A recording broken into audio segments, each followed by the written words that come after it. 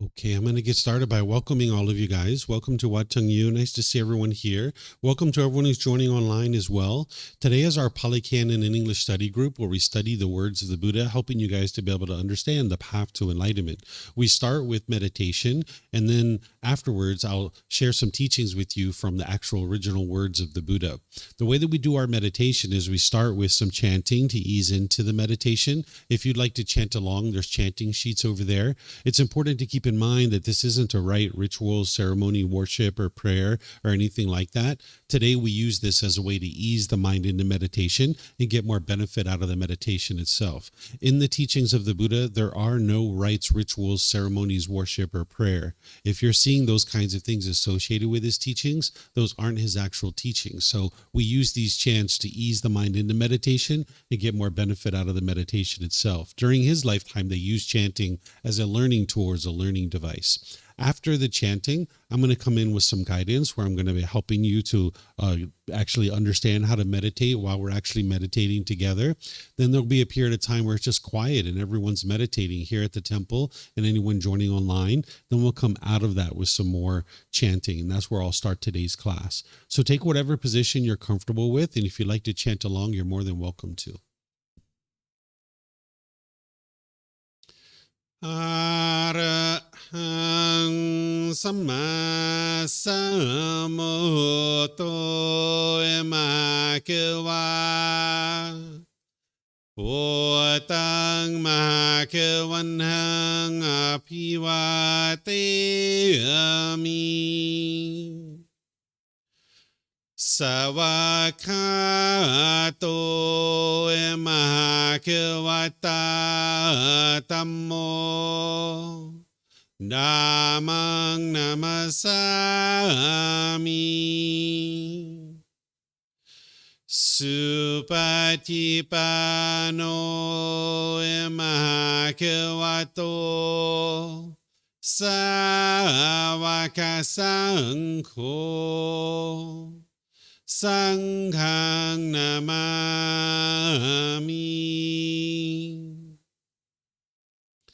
Namo Arhasa Bhagavato Arahato Samma Sambuddhassa Namo Arhasa Bhagavato Arahato Samma Sambuddhassa Namo Arhasa Bhagavato Arahato Samma Sambuddhassa Iti piso emakewa Arahang Samma Sambuddho Vicacaranang sammuno Sekato rokavitu Anutero purisa Dhamma sati satatawa manusranang Bhutto Bhagavati.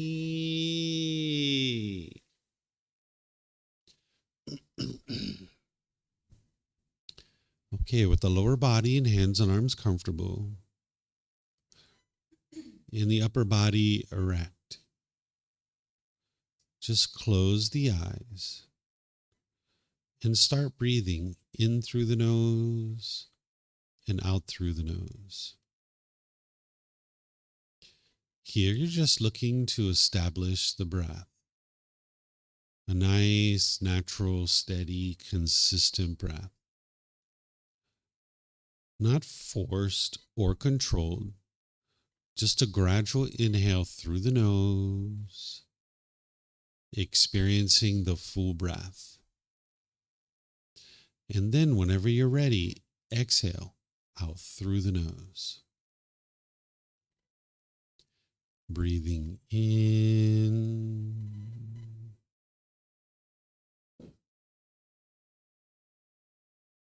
and out.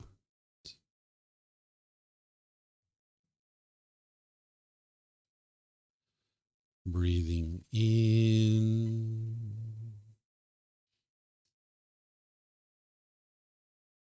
and out.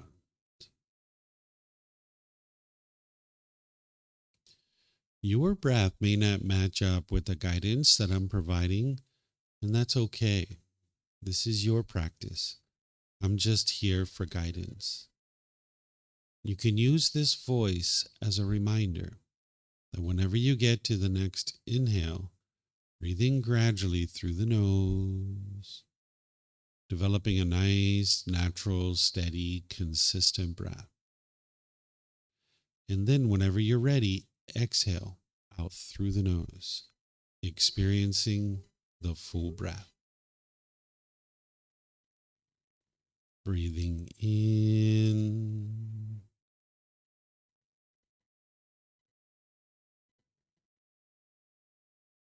and out.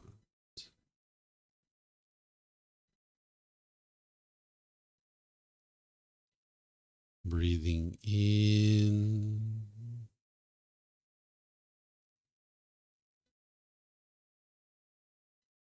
and out.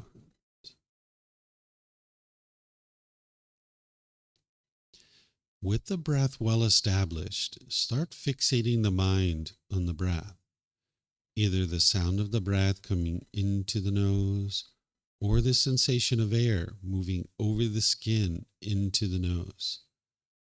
The breath is the present moment. Fixate the mind on the breath, the present moment. Breathing in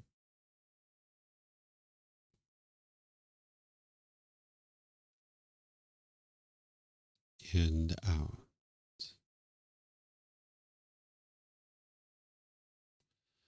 Breathing in and out.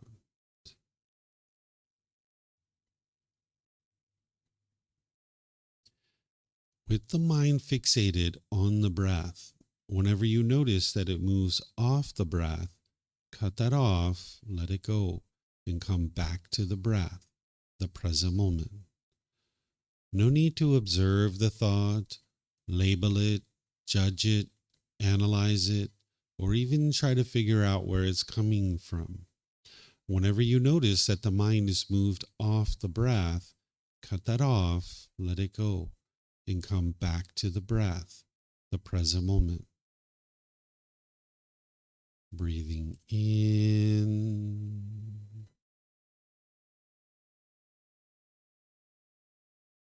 and out.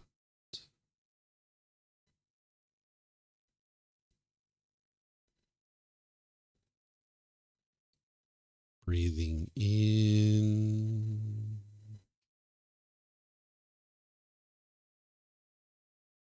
and out.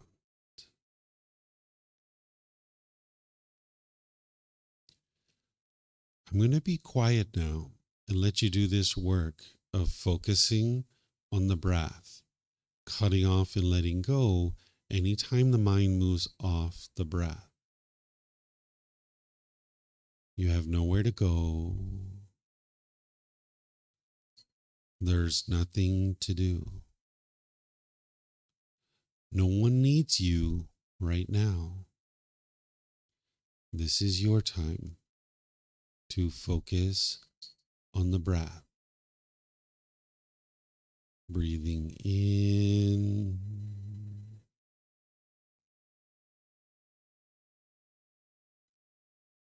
and out.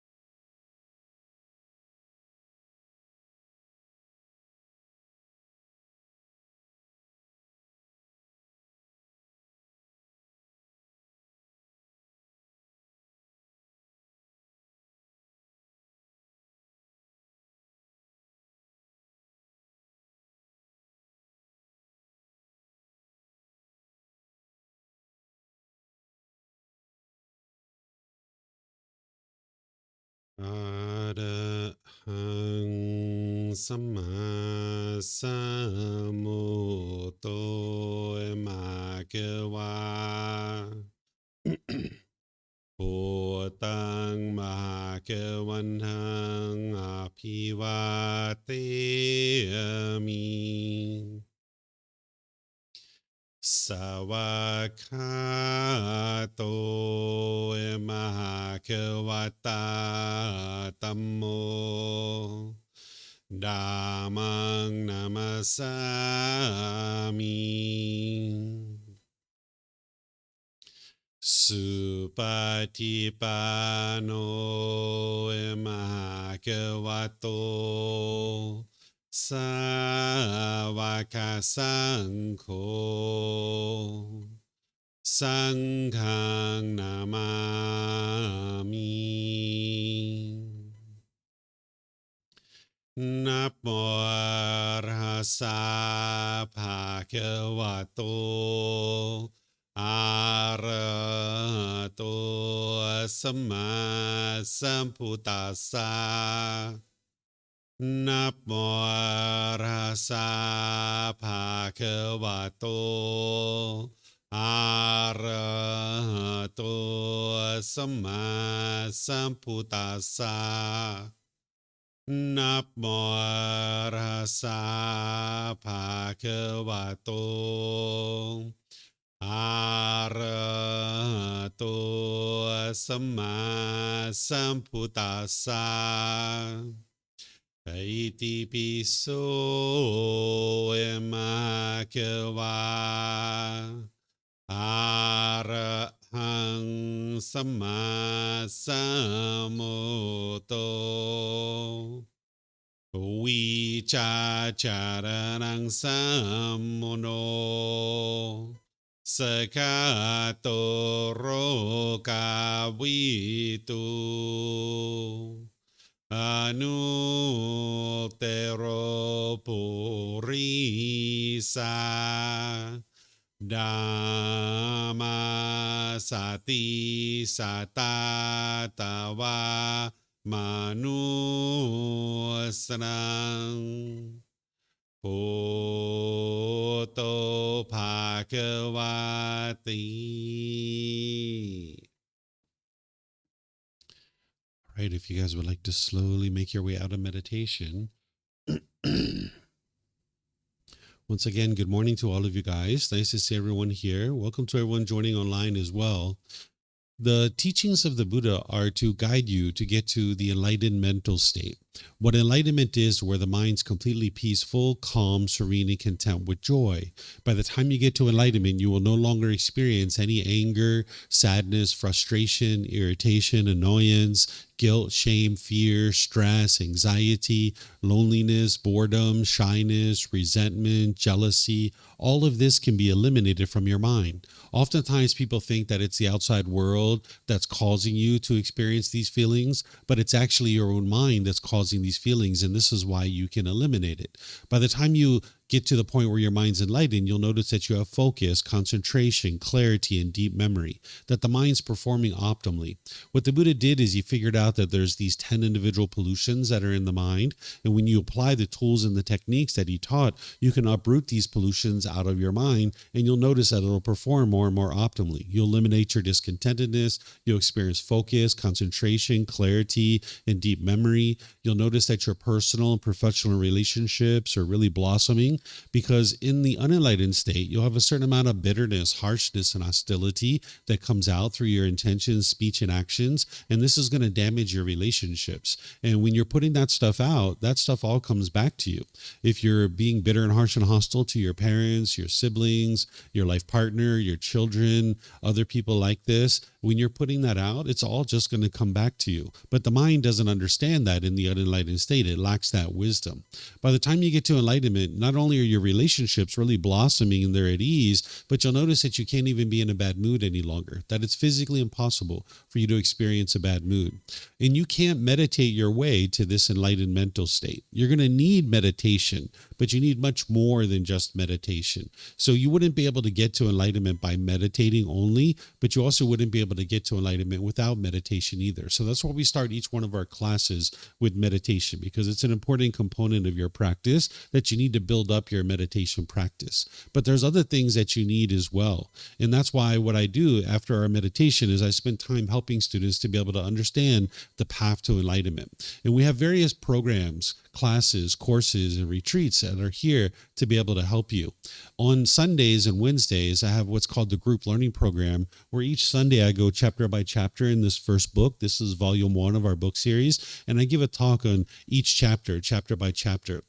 This week, tomorrow, we're going to be in chapter 23, which is titled Symbolism of the Teachings, Reminders Through Imagery. This is where you learn about the images that you see, like this wheel behind me or different things like this that are used in Buddhist cultures in order to be able to help you to remember the teachings and retain the teachings. On Wednesdays, I do meditation with students and then essentially open up to any and all questions that they have. And then we have various courses and retreats where I'm helping students to build a foundation in the path to enlightenment.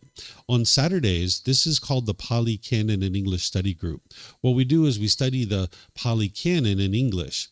What the Pali Canon is this is the largest, most complete collection of the teachings of the Buddha that we have available to us. There are 45 volumes of books that are about this thick. And what our community has done is we've consolidated this into 13 books that you can now approach and you can actually learn and understand over a period of time to be able to learn and investigate and examine the teachings of the Buddha, to then reflect on those to verify if they're true or they're false, and then you can practice his teachings, integrating them into your day-to-day life. And this is where the real improvement is happening. That if you just come to a temple like this and think that there's rites, rituals, ceremonies, worship, prayer, if there's a bunch of beliefs, you'll never get to enlightenment that way. You actually need to do this inner work, this inner growth, this inner development, becoming a better and better human being. Essentially, what the Buddha taught is how to heal from what hurt you so that you never need to hurt ever again. So what I do in this program is I help students to be able to understand the teachings of the Buddha through his actual words. And oftentimes students have already studied in the other programs and established a foundation before they come into this program. But sometimes there's people here that are brand new, and I can see many of you guys have never been here before. And that's fine. You'll actually learn plenty today, but just understand this isn't necessarily where someone would typically start. The best place to start is with this first book, volume 1. In the Pali Canon in English Study Group, it's a 1.5-year program, and today we're actually in volume 6. This is titled The Natural Law of Kamma. This is what we're going to be studying. And we're starting with chapter 11 today.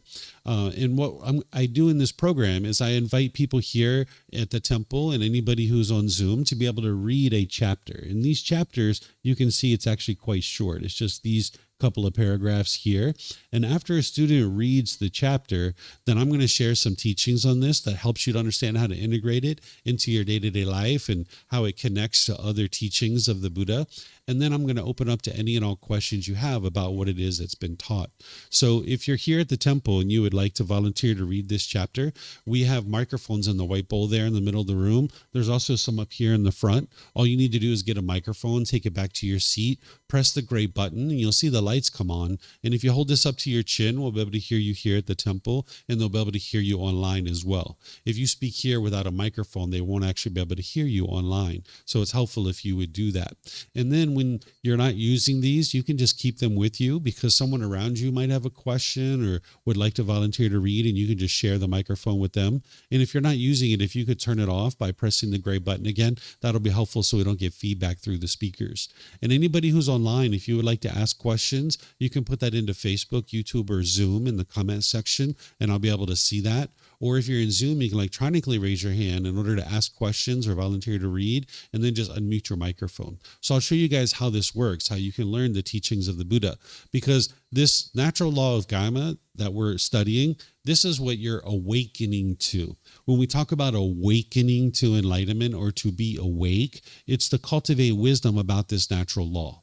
That this isn't anything mystical or magical. It's not about punishments and rewards. It's not about who's to blame or who's at fault. It's essentially a sequence of events that whenever you make decisions wisely, you're going to experience wholesome Kamma or wholesome results. This is the wholesome results of your wise decisions. But if you make unwise decisions, you will then experience unwholesome karma or unwholesome results. Now, you might have heard the word karma being used. This is the Sanskrit version of this word, where the original teachings of the Buddha are in the Pali language, so I use the word kamma.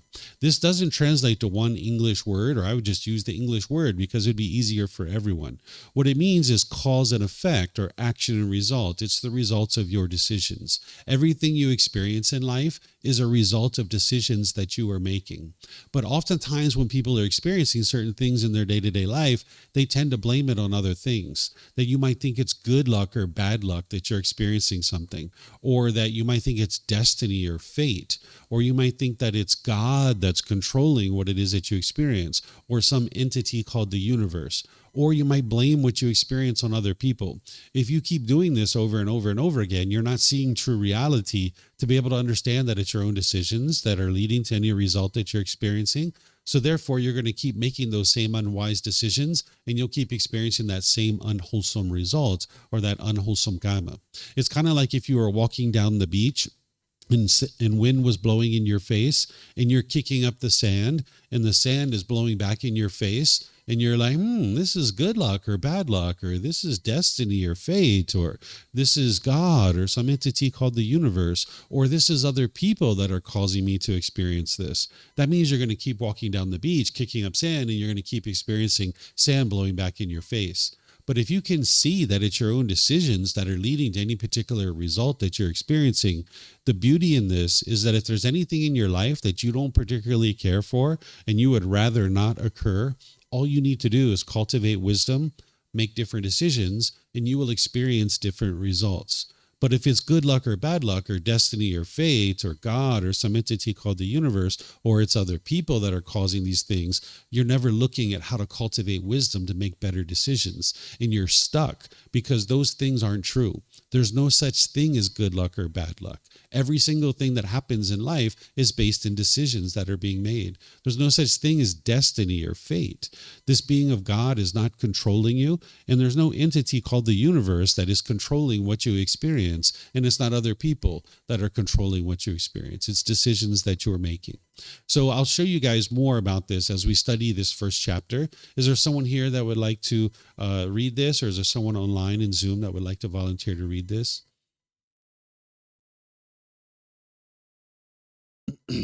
Okay, Rachel. Looks like Rachel's going to volunteer to read.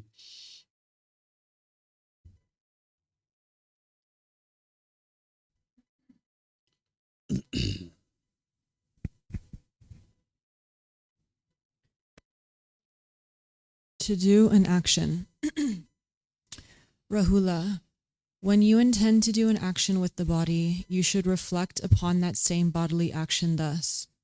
Would this action that I intend to do with the body lead to my own harm or to the harm of others, or to the harm of both? Is it an unwholesome bodily action with painful consequences, with painful results? When you reflect, if you know, this action that I intend to do with the body would lead to my own harm, or to the harm of others, or to the harm of both, it is an unwholesome bodily action with painful consequences, with painful results. Then you definitely should not do such an action with the body. But when you reflect, if you know, this action that I intend to do with the body would not lead to my own harm, or to the harm of others, or to the harm of both, it is a wholesome bodily action with wholesome consequences, with wholesome results. Then you may do such an action with the body. Okay, thank you, Rachel. So the Buddha here is teaching this individual named Rahula. This is actually his son. A lot of times people think that the Buddha left his family and he never came back. This isn't actually true.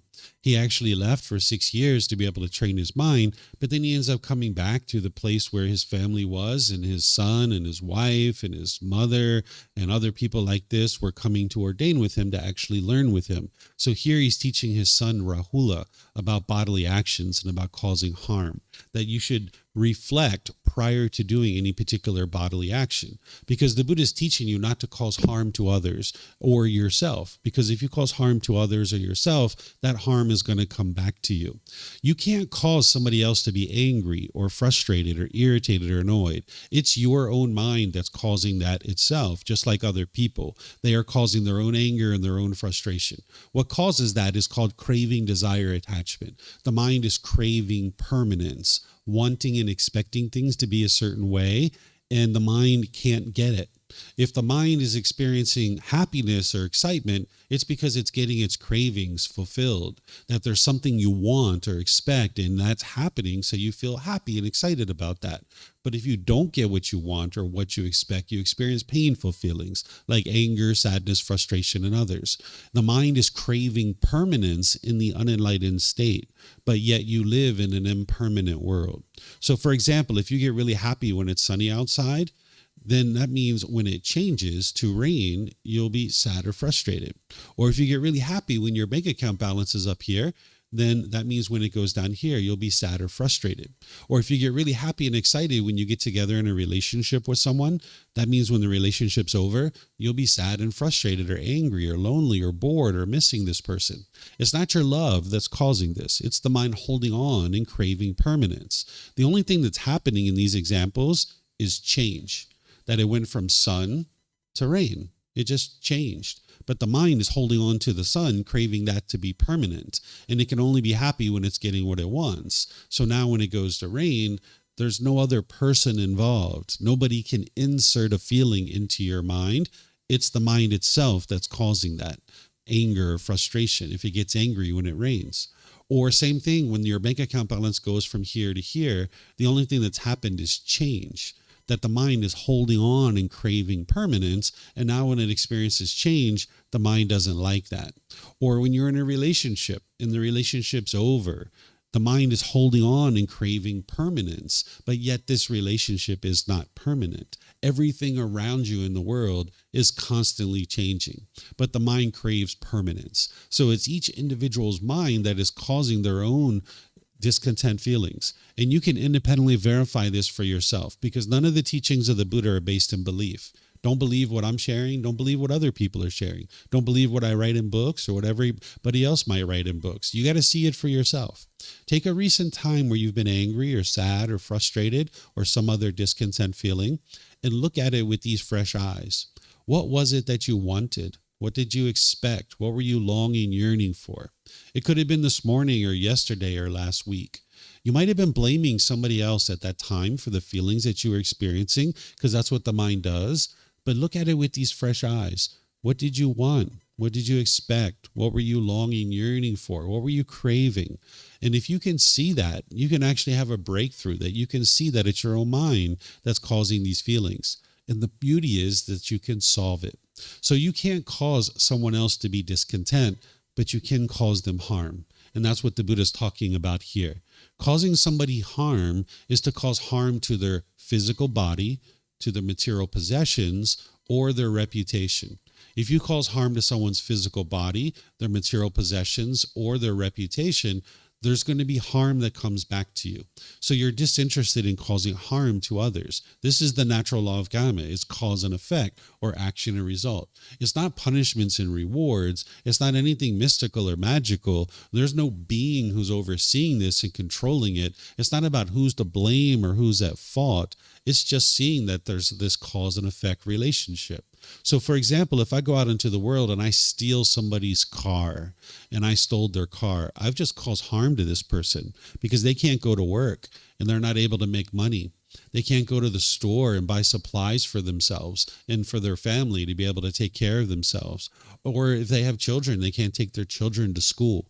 I've just caused harm to this person. And now harm's going to come to me. I could easily maybe get found out that I stole this car and maybe someone beats me up or murders me. Maybe I get arrested. Any number of different things could happen. I could get in a car accident with this car.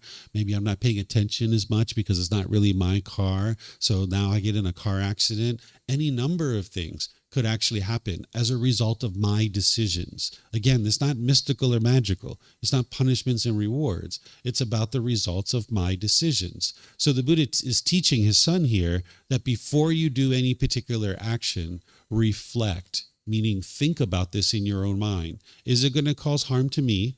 Is it going to cause harm to others? Or is it going to cause harm to both?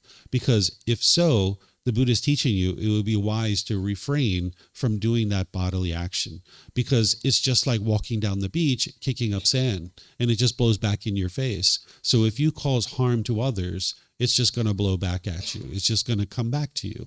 But if you reflect on a certain bodily action and you're like, this isn't going to cause harm to me, it's not going to cause harm to others, and it's not going to cause harm to both, what the Buddha is saying is you would be wise to go ahead and do that if that's what you would like to do, essentially is what he's teaching.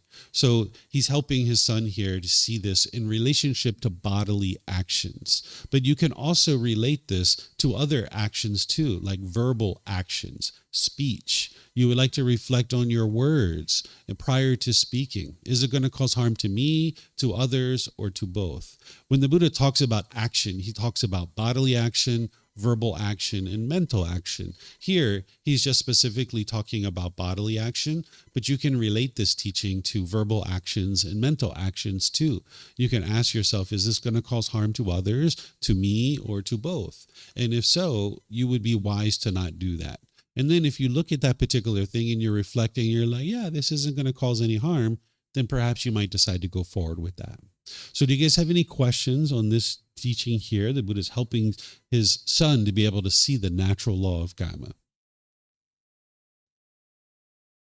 No questions? Okay. So what you have here in these teachings is you have in these books, you have the words of the Buddha. These are the words that he spoke during his lifetime. Then you've got a reference that goes back to those 45 books, that Pali Canon that I mentioned, the largest, most complete collection of the teachings of the Buddha, because these book series that I share, it's a consolidated version. And you can actually get this for free. You can download it from our website. You can take it and go print it. You can get printed versions here by just reimbursing us for the printing cost, or you can order it on Amazon. This book series is titled The Words of the Buddha, The Path to Enlightenment, Revealing the Hidden. Because for a long time, these teachings have been hidden, not intentionally, but just because it's been so costly to be able to acquire a full collection of the teachings of the Buddha. But you now have them available to you for free that you can actually download them and you can take them and go print them. And it's been consolidated. So if you get printed versions of it, it's actually more able to acquire it, because the 45 volumes of books that are this thick here in Thailand, it would cost you about 3 months of your salary to be able to acquire a full collection of the teachings of the Buddha. And most people don't own book collections worth 3 months of their salary. So by consolidating the book collection and putting it on the internet, it makes it available to everybody at no cost. So this particular reference takes you back to the 45 books so you can see where this came from, because this is an excerpt from those books. Then you've got words from me that are helping you to understand how to integrate this into your day-to-day life and how to get the most benefit out of this. Because as you can see, the Buddha teaches very clear, very concise, and very precise. This is the way that a Buddha speaks. You don't need to interpret his words. You don't need to figure out what he's saying. He's teaching you very clearly. And it does help to have a dedicated teacher who's helping you to be able to understand the teachings, but ultimately you need to be able to penetrate into them and be able to independently verify them for yourself. But a teacher is kind of like a tour guide pointing out for you to help you understand what it is that you need to learn and understand as part of your journey to enlightenment. So this is chapter 11. We're going to now move on to the next chapter, which is chapter 12, which is similar to the one we just studied, but with a slight little difference. Is there someone who would like to read this?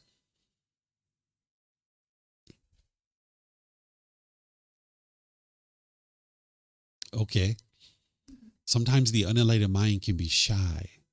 It doesn't want to do things in the public. While doing an action. Also, Rahula, while you are doing an action with the body, you should reflect upon that same bodily action. Thus, does this action that I'm doing with the body lead to my own harm, or to the harm of others, or to the harm of both? Is it an unwholesome bodily action with unwholesome consequences, with unwholesome results. When you reflect, if you know, this action that I'm doing with the body leads to my own harm, or to the harm of others, or to the harm of both, it is an unwholesome bodily action with unwholesome consequences, with unwholesome results. Then you should suspend such a bodily action. But when you reflect, if you know, this action that I'm doing with the body does not lead to my own harm, or to the harm of others, or to the harm of both, it is a wholesome bodily action with wholesome consequences, with wholesome results. Then you may continue in such a bodily action. Okay, thank you, ma'am. So here, the Buddha is saying while you're doing a certain bodily action, it would be wise for you to reflect on it. Because he's talked initially with the first discourse that you reflect before you actually do a bodily action. But maybe you've overlooked something. Maybe you reflected, maybe you didn't. Maybe you've overlooked something. And maybe while you're doing a bodily action, you notice, oh my gosh, this is going to cause harm. Maybe you're in the process of, like, let's use the car one, stealing a car. Maybe you're in the process of like sticking a wire into the car, and you're like trying to open the door in order to steal this car. And maybe it dawns on you, oh my gosh, I'm going to cause harm if I steal this car. And now there's going to be these harmful results that come to me. There's going to be these unwholesome consequences, these unwholesome results. Let me not do this. Let me go away from this. Let me not steal this person's car. That would be wise, right? That would help you to not experience unwholesome results. And not only can you do that with your bodily actions, but like, again, you can do this with your verbal actions and your mental actions. Say you're in the process of speaking and you're talking with someone, and you've got a few words that came out of your mouth, and you realize, oh my gosh, I'm gossiping. Oh my gosh, this is slander. You can cut it off right there. You can just in that part of the conversation to just change the subject. Don't continue to sit there and gossip and slander somebody, because as you do so, you're causing harm to someone's reputation. And now that harm's going to come back to you. So if you notice while you're doing a bodily action or a verbal action, or there's some mental action in your mind, you're noticing in the middle of that it's causing harm, cease to do that. Because if you continue to do it, your mind's going to experience more and more unwholesome results. The way that I think about this is it's kind of like a wild bush that's growing, right? With this wild bush that is growing, you got to cut it back and cut it back and cut it back and cut it back and cut it back, and eventually uproot the causing condition that's producing these things to occur.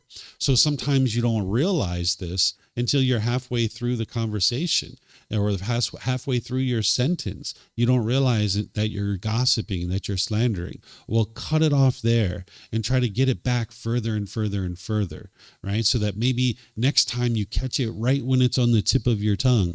And then maybe next time you catch it right when you're thinking about it, right? And you just cut it back and cut it back and cut it back and cut it back. And eventually you'll get to a point where your mind doesn't think that way, where you don't think about ever gossiping and slandering, damaging someone's reputation, or doing some kind of bodily action that would cause harm. You know, maybe when we were younger and we were less wise, we would have maybe very easily went into a store and stole a candy bar or something like that. I don't know about you guys, but I did that when I was growing up. I used to steal bubble gum from the store and all this kind of stuff, but I experienced lots of unwholesome results because of that, right? But now I would never think about stealing anything, right? Going into a store, you know, you just know the wisdom, like, there's just no way that you would steal something. But when we have less wisdom, we tend to do those kinds of things. So the Buddha is helping you to be able to see the wisdom of how to cut this back and cut this back and cut this back, and not allow your mind to make unwise decisions, because it's going to produce unwholesome results for you. And this wisdom is now going to help transform your life and transform your mind as you start making wiser decisions. Here, he's just talking about, you know, not doing bodily actions that would be harmful, but there's other teachings that he talks about, the specific types of bodily actions that would cause harm. And that's what people would learn in a foundational program. They would learn something called the Eightfold Path, which will help you to understand wise speech, actions, and livelihood. He also teaches something called the 5 Precepts, which helps you to be able to understand moral conduct. And he has other teachings as well. But here he's just helping you to be able to understand, to reflect.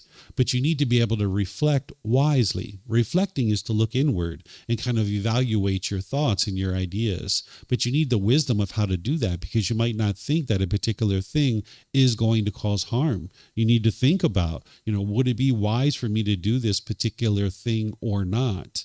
And you're going to need wisdom to be able to help you with that. This is what we call discernment, is getting to a point where you make wise decisions in each situation of your life. Because if you keep making unwise decisions, it's going to keep producing unwholesome results. So this is while you're in the act of actually doing something, it would be wise to reflect whether this is causing harm or not, right? And you can see right now, you're just sitting here listening to someone talk. You're not causing any harm. That's why there's no harm coming to you. Nobody's coming to try to harm you right now, because you're not causing any harm. You're not causing harm to anyone's physical body. You're not causing harm to the material possessions. And you're not causing harm to their reputation. But conversely, I don't suggest you do this, but if you look to the person next to you and you started poking them in the eyes with your finger, you're causing harm now, right? And there's going to be harm that comes to you because of that. They're probably going to slap your hand out of their face, or they're going to move to another location, or something's going to happen, right? That's the natural law of Kamma. Again, not punishments and rewards, not anything mystical or magical. It's not other people that are controlling what you experience. It's not God or some entity called the universe. It's our own decisions. When we make certain decisions, either wisely or unwisely, we're going to experience results. So while you're in the action of doing something, you can reflect. And if you notice that it's going to cause harm to someone's physical body, their material possessions, or their reputation, it would be wise for you to cease from doing that and stop that particular action. So any questions on this chapter here? Yes, ma'am. If you could get a microphone, that would be helpful.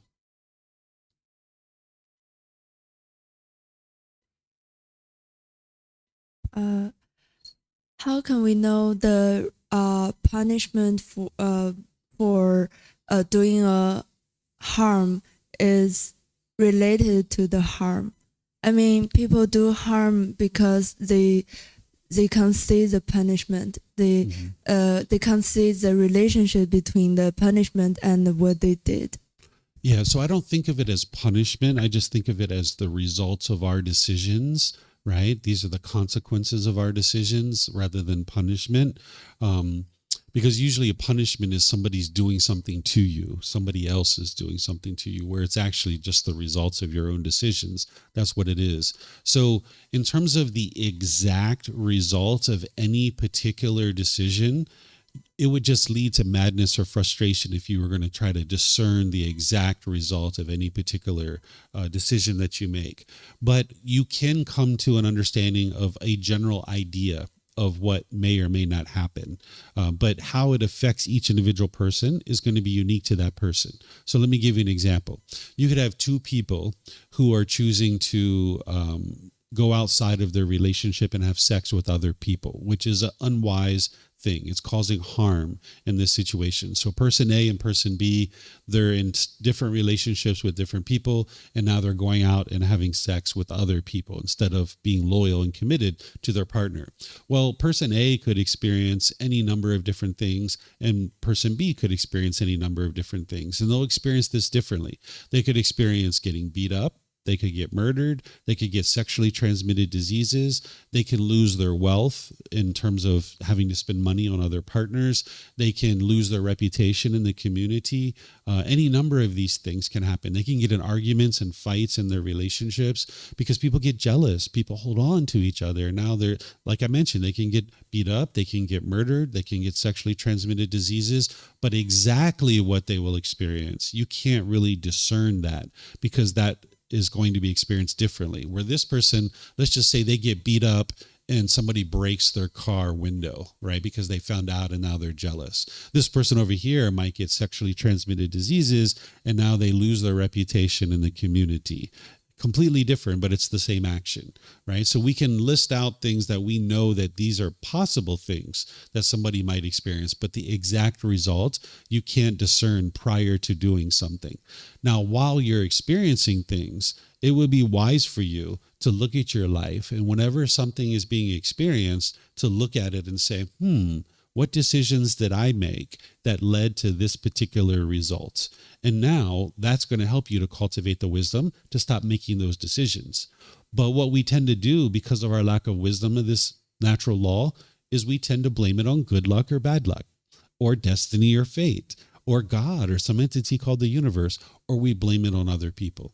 And instead, you would be wise to look at your own decisions and figure out, what did I do to produce this particular result that I just experienced? Because with that, you now cultivate wisdom, you'll make better decisions, and you'll experience different results. And that's the real power of this natural law. Because in any given situation, even if there's 1% of something that you did that was unwise, you're going to experience the results of that. There's going to be certain results. This is even the slightest misunderstanding of this natural law, even the slightest misstep with this natural law, you're going to experience results.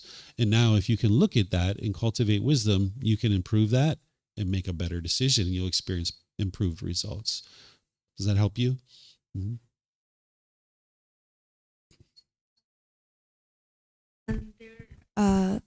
There's another question that if the reflection did not appear immediately, I mean, there's a word in Chinese, we call it 现世报. It's not a good word. It means the punishment or the reflection comes immediately, but sometimes it doesn't come in the people's life. Right. So there's something. So with this natural law of Kamma, there's 4 types of Kamma. There's wholesome Kamma and unwholesome Kamma, which is what we've mainly been talking about, right? That when you make decisions that are harmless, you will experience wholesome Kamma. And when you make decisions that are harmful, you will experience unwholesome Kamma. But then there's something called old Kamma and new Kamma. Old Kamma is decisions you made in the past that you experience the results of now.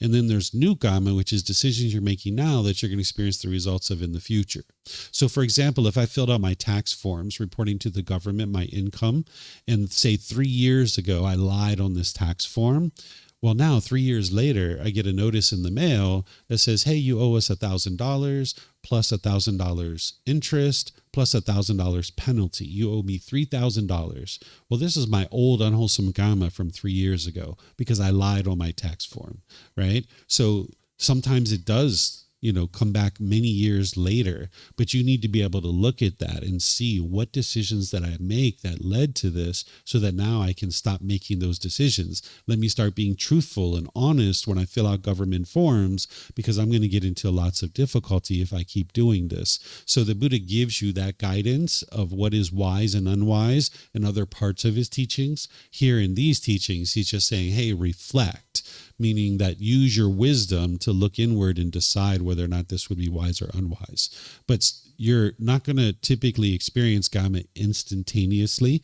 You can, it is possible, but not always. You're sometimes going to experience it coming back, 3 years later or 10 years later. There's some people who murder someone and they get away with it, and 50 years later they get arrested and they go to jail for the rest of their life.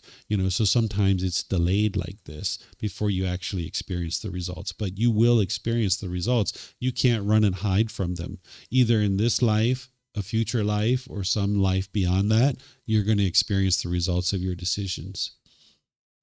Yeah, you're welcome. Okay, I don't see any other questions. So now there's one more that's kind of like in this same series. Would someone like to read this one?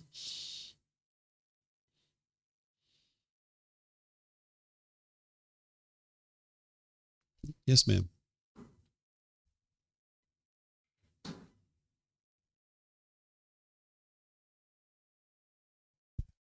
Also, Rahula, after you have done action with the body, you should reflect upon the same bodily action thus.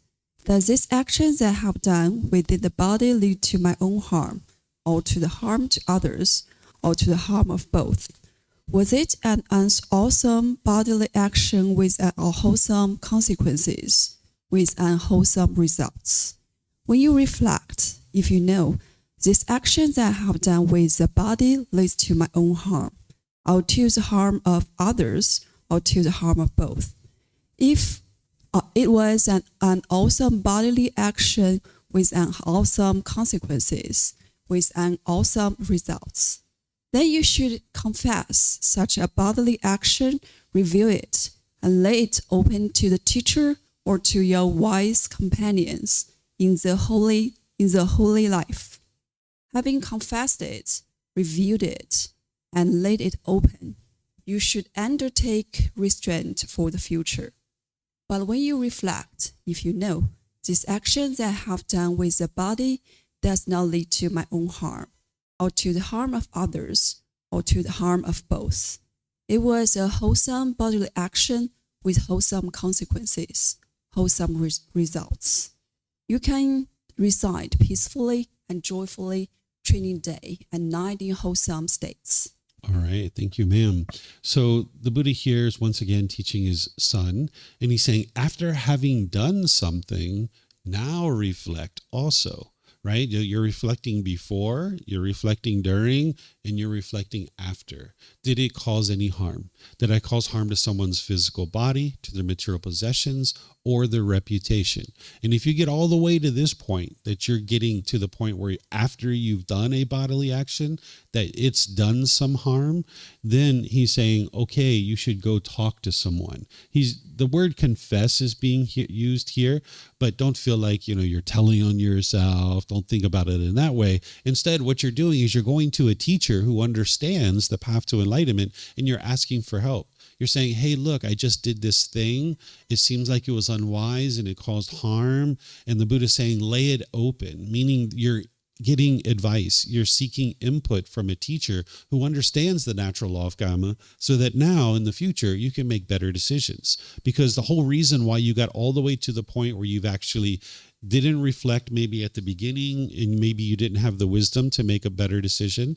Maybe you didn't reflect in the middle while you were actually doing it, and you didn't have the wisdom to change your conduct, but you got all the way to the end and you realize, oh my gosh, I made an unwise decision here. So now by going to a teacher, you can now cultivate the needed wisdom so that in the future that you don't do that particular bodily action. This is how you slowly cultivate wisdom. You're going to need guidance from a teacher. There's only one type of person who can get to enlightenment without the help of any teachers or any guides. This would be an actual Buddha. A Buddha is someone who gets to enlightenment by themselves. This is a very rare type of individual in the world. The last one that the world currently is aware of existed over 2,500 years ago. After he got to enlightenment by himself without the help of teachers or guides, he then spent the rest of his life from the age of 35 to 80 to sharing his teachings with others, and countless people got to enlightenment during that period of time.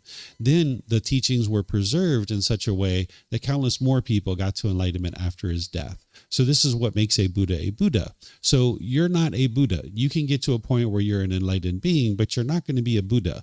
Oftentimes people think everybody is a Buddha, but the Buddha never taught that. The Buddha taught that a Buddha is very rare in the world.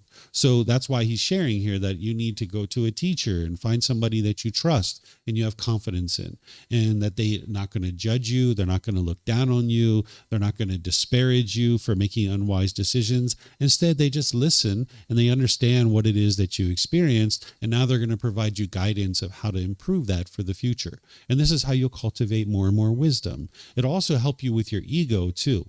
What ego is where you think you're above people and you're looking down on others, or you might think you're below people and you're shaken up when you're around people. But you need to get to a point where you just look at everybody as being equal.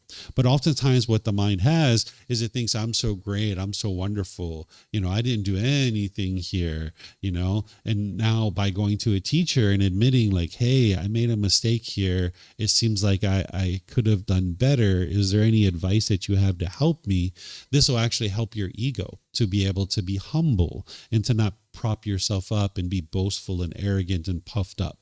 So the Buddha is saying that it would be wise to be able to talk to a teacher or your wise companions in the holy life, meaning other people in the community who are actually learning and practicing these teachings, so that next time You can take restraint, meaning that you won't do this particular thing in the future.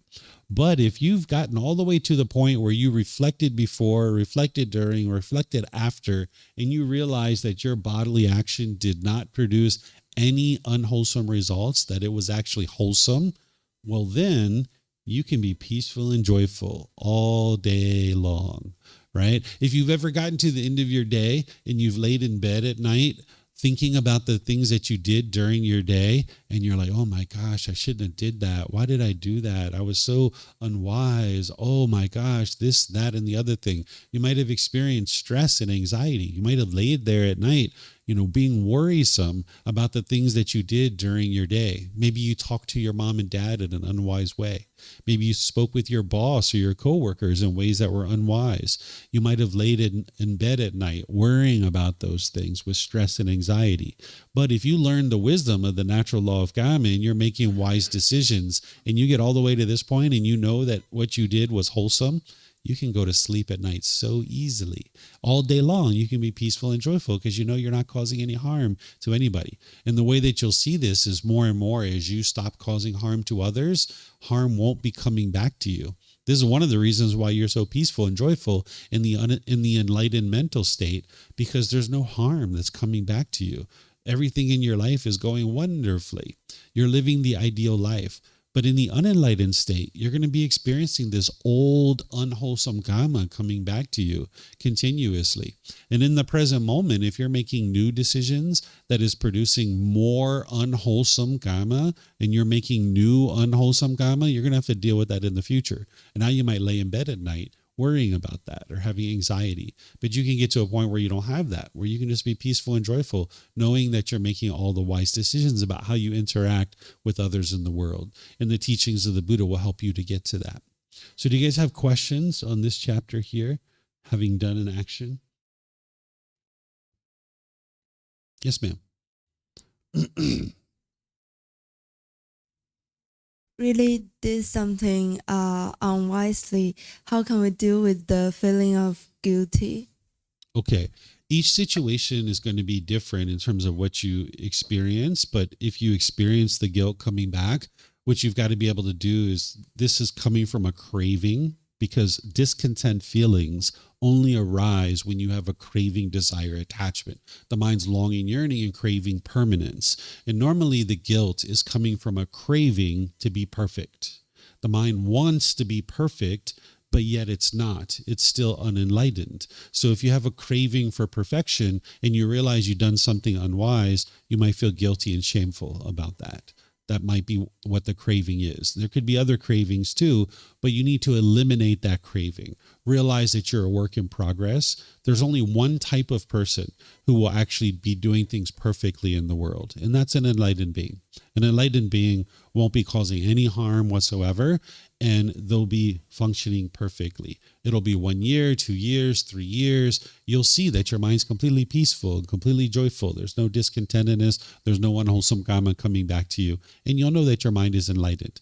But prior to that, you're going to be making mistakes. There's 4 stages of enlightenment. There's the first, second, third, and fourth stage. Your mind's actually enlightened when you're in the 4th stage. Even in this first, second, and third stage of enlightenment, you're still going to have missteps. You're still going to be making mistakes, so to speak, right? So you need to get used to making mistakes, understanding you're a work in progress, you're not perfect, and now learning from that. Learn from that mistake. Learn the wisdom that you need so that next time you'll be less likely to do that. And over time, you'll have less and less mistakes, and eventually you get to the point where you're just functioning perfectly. Getting to enlightenment, it can be challenging because you need to learn all these new things. You need to cultivate your mind. You need to train your mind. But by the time you get to enlightenment, you'll be practicing these teachings effortlessly. So when you're noticing the guilt coming up, cut that off and let it go. Don't allow the mind to stay wired that way. But at the same time, understand that you're a work in progress, that this is normal, that you're going to make mistakes, you're going to have missteps, but then go to a teacher, someone who you trust and have confidence in, that you can get insight and wisdom of how to make that better so that in the future, you'll have less likelihood of doing that particular thing. Yeah, you're welcome. Other questions? I saw Diego, you had a mic. You have a question? Or were you getting ready to read the next one? Maybe both. But you said about the share with a teacher, but the need of having a teacher to get the enlightenment. I understand this part, but if I'm like studying, having a book, and going to like from this kind of temple where we can have like these teachings, is that also having a teacher, or do we really need like the part of sharing and discussing personal with a teacher? You're going to need to share and talk personally with a teacher to get to enlightenment, because you're not going to be able to gain enough wisdom just through classes to be able to apply it and actually get to enlightenment, because there's going to be intricate details of certain situations that your mind can't figure out, and you're going to need to consult with a teacher, and you're going to say, hey, this is what happened, and I think I should do it this way, but I'm not really sure. If you're working with a wise teacher, in my opinion, they're not going to tell you what you should or shouldn't do in your life, but they're going to help you to be able to cultivate the wisdom where you can figure it out yourself. But you're going to need that guide, right? It's kind of like if you didn't have a teacher, you're kind of like out in the dark forest by yourself without a light. A teacher is holding the light and helping you to see the path to enlightenment. So there's one thing of learning in classes, learning in books, learning with videos and all that kind of stuff. But it's a whole nother thing when you start experiencing day-to-day challenges. And when you experience those day-to-day challenges, you might have difficulty seeing how to apply what you've learned in classes and books to that situation. And that's where a personal discussion comes along, where you would like to have a personal relationship with a teacher that you feel confident in, that you can actually sit down and say, hey, this is what I'm experiencing. What are your suggestions? And then that teacher would be wise to not tell you what to do, but instead help you to cultivate the wisdom to see what you need to do in any given situation. And this is what's going to ultimately help you accumulate more wisdom and then apply it over all these different situations in your life. Mm-hmm. No other questions? Okay, why don't we study one more chapter? Let's see what this next chapter is. Let's see. This is a helpful one, chapter 14. Would someone like to read this? Should I like to read it, Diego? Yeah? Okay. Go for it. Do not be judgmental regarding people. The perfect enlightened one said to Venerable Ananda, by reason of the female household practitioner Migasala status disagreement to the fortunate one that her father Purana was celibate, living apart, abstaining from sexual intercourse, but her parental uncle Siddhartha was not celibate, not abstaining from sexual intercourse, but lived a contented marriage life. When they died, the fortunate one also declared, they attained to the state of one's returner and have been reborn in the Tusita group of heavenly beings. Judgmental people compare them, saying, this one has just the same qualities as the other. So, why is one worse and one better? This will be for their lasting harm and suffering. In this case, the person who is sweet-natured and has listened, learned, and comprehended theoretically and found temporary freedom is better and thinner than the other person. Why is that? Because the teachings stream carries his along, but who can know this different except the Tathagata? Therefore, Ananda, do not be judgmental regarding people. Do not pass judgment on people. Those who pass judgment on people harm themselves. I alone, or one like me, may pass judgment on people. Okay, thank you, Diego.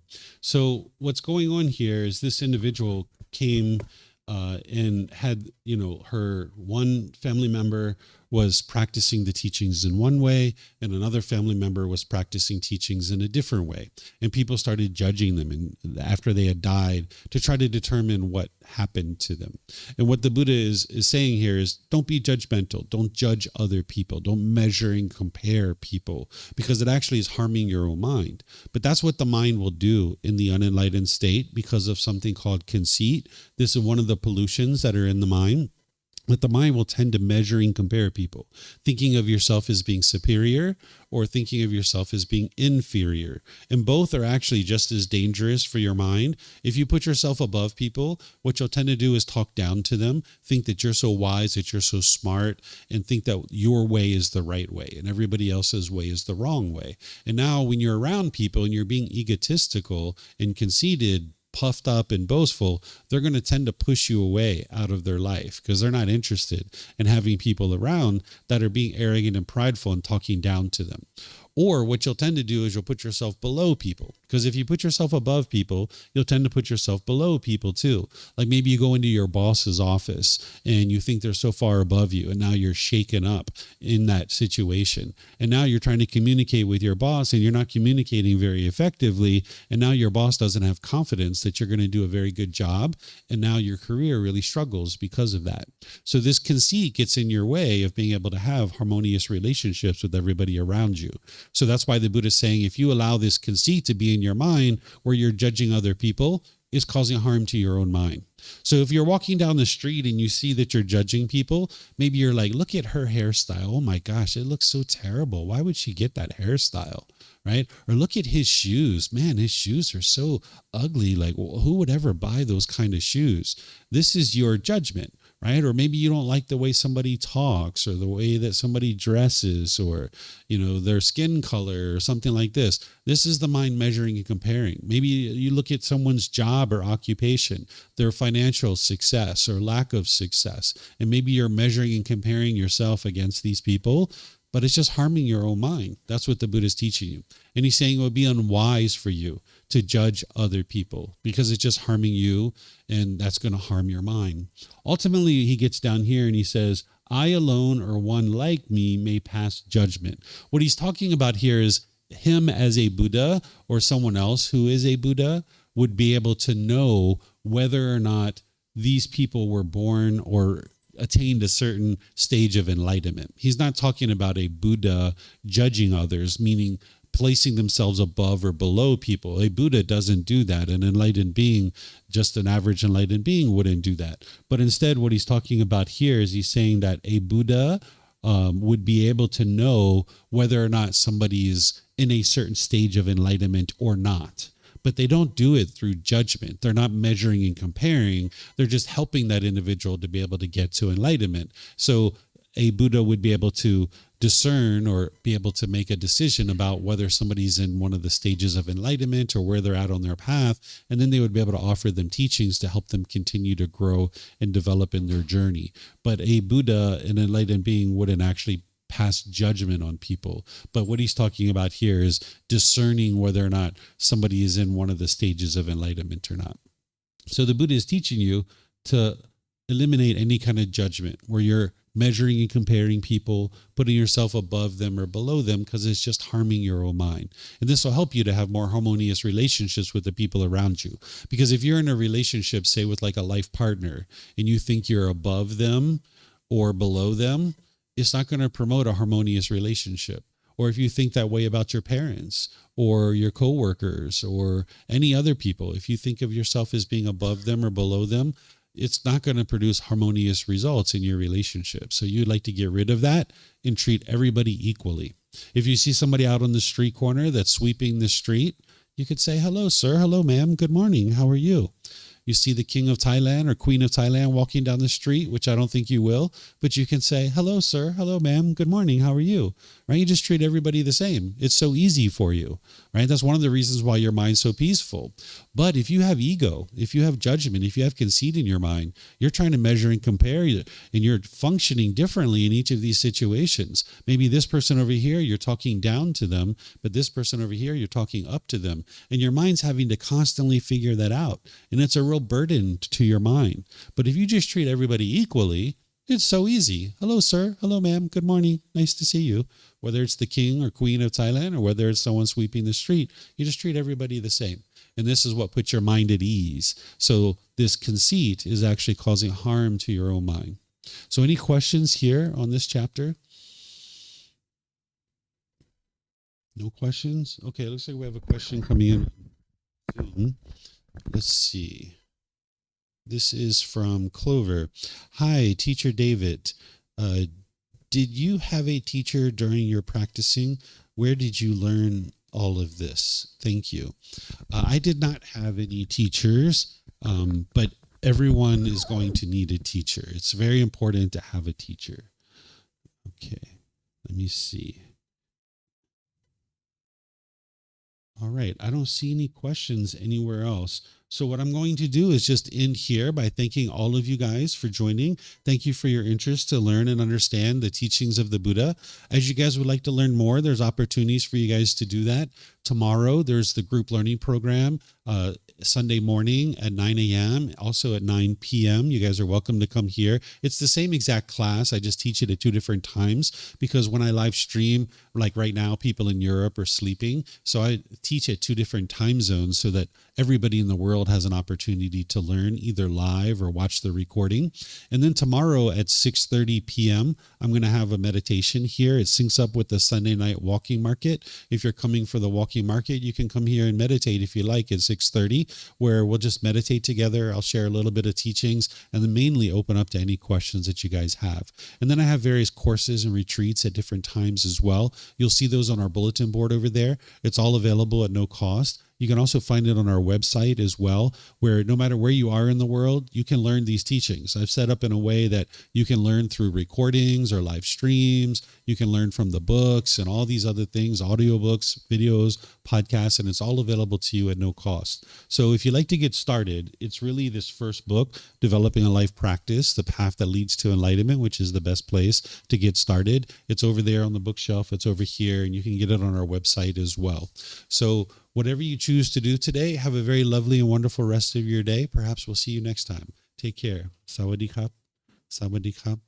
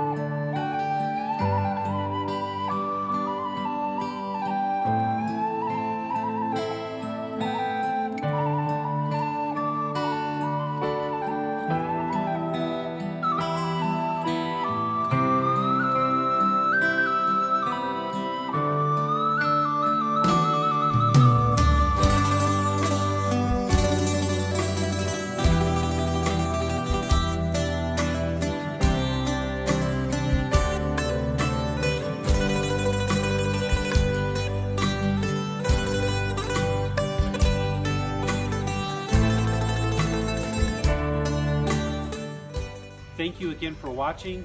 Enjoy your meditation. Look forward to seeing you online and answering any questions that you might have. Thank you so much.